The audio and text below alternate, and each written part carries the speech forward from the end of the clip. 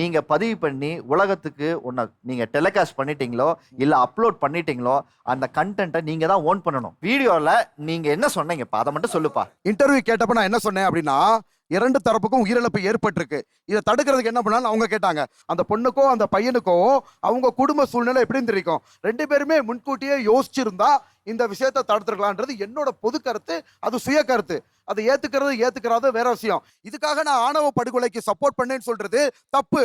2வது அந்த நபர் யாரு, எங்க சமுதாயத்தை சேர்ந்தவர்னு யதார்த்தமா சொன்னதுனா அவருக்கு சப்போர்ட் பண்ணி இவர் பண்ண கூட கரெக்ட், இவர் சூப்பர் அப்படிலாம் சொல்ல வரல. நீங்க ஒன்ன புரியாமல் தகவல் சரியா தெரியாமல் பேசுனது நீங்க தப்பு. பொது கருத்து தானே, அது யாருக்கும் பாதகம் இல்ல. பொது கருத்தா போக்குல பேசுறதெல்லாம் நீங்க பேசிட்டு போயிட்டு அதனால வரக்கூடிய சமூக பாதிகள் பொது கருத்து சொன்னா எப்படி திவாகர்? பேரண்ட்ஸ் நான் என்ன சொல்றேன், அவங்களுமே இப்ப சொன்னது பொது கருத்து தான். அவங்கள பத்தி நீங்க நடிப்புக்காக செய்யறத அவங்க குறை சொல்லல.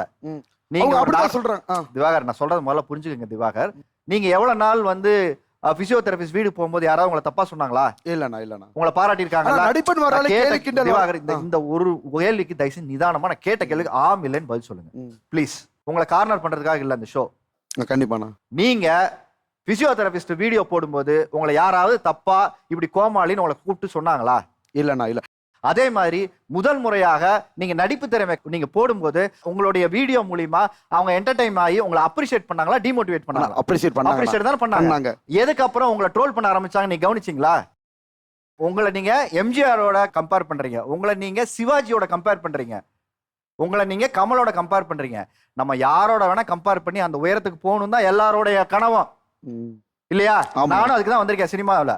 அதற்கு என்ன அவங்க போட்ட உழைப்பென்ன, நம்ம போட்ட உழைப்பென்ன, அவங்களோட திறமை என்ன, நம்ம என்ன திறமையை வளர்த்துக்கணுங்கிறத நம்ம முதல்ல பார்த்துக்கணும். திறமையே வளர்த்துக்காம திறமை இருக்கிறதா நாம நம்பிக்கிட்டே இருந்தா உங்களை தான் நீங்க ஏமாத்திப்பீங்களே தவிர மக்களை ஏமாத்த முடியாது. ஏன்னா ஹீரோ ஆக முடியாதானா? ஹீரோ ஆக முடியாதா? ஹீரோவாவும் ஆகலாம். நிறைய காமெடி ஹீரோ ஆகலையா? ஆமா.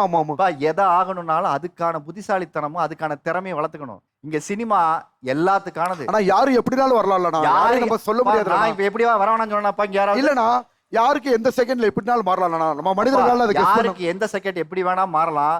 உன்னோட செகண்ட் தப்பா மாறக்கூடாதுனால இங்க பேசின்னு இருக்கேன், நீ புரிஞ்சுக்க.